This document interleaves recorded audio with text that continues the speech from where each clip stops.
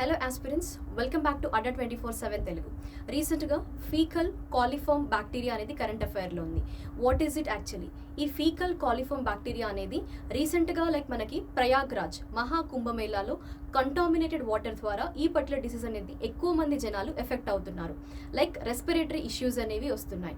అయితే అసలు ఈ ఫీకల్ బ్యాక్టీరియా అనేది జనరల్గా మనం చూసుకుంటే ఫీకల్ బ్యాక్టీరియా అనేది హ్యూమన్ ఇంటెస్టైన్లో, యానిమల్ ఇంటెస్టైన్లో ఉంటుంది. బట్ అది ఈవెన్ ఎప్పుడైతే ఈ పర్టికులర్ వాటర్ కంటామినేట్ అవుతున్నాయో ఈ కంటామినేటెడ్ వాటర్ ద్వారా ఎక్కువ మందికి ఈ పర్టికులర్ డిసీజ్ అనేది స్ప్రెడ్ అవుతుంది. అలాగే ఫీకల్ బ్యాక్టీరియా అనేది అంత డేంజరస్ అయితే కాదు.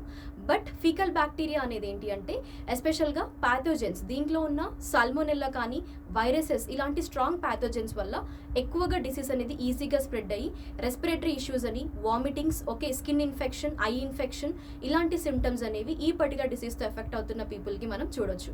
సో ఇదంతా కూడా మనకి CPCB, central pollution control board అనేది, అలాగే నేషనల్ గ్రీన్ ట్రిబ్యునల్ వాళ్ళు కూడా రీసెంట్గా అనౌన్స్మెంట్ ఇచ్చింది ఏంటి అంటే యాక్చువల్గా అయితే ఫీకల్ బ్యాక్టీరియా అనేది ఈవెన్ ఒక సర్టెన్ లిమిట్లో ఉండాలి. అంటే 2500 యూనిట్స్ అనేది పర్ 100 milliliter ఉండొచ్చు.